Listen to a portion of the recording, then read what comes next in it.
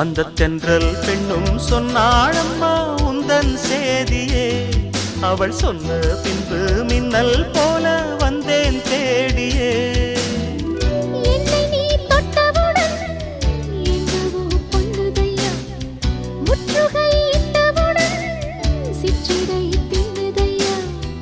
வெட்கம் விடுமோ அச்சம் விடுமோ, தக்க துணைதான் பக்கம் வருமோ. ஒரு சோல குயில் சோடி தன்ன கூடுது கூடுது வந்து, அது நெஞ்சோ தொட்டு நினப்பும் தொட்டு பாடுது பாடுது சிந்து. கிட்ட வருமோ ஒட்ட வருமோ.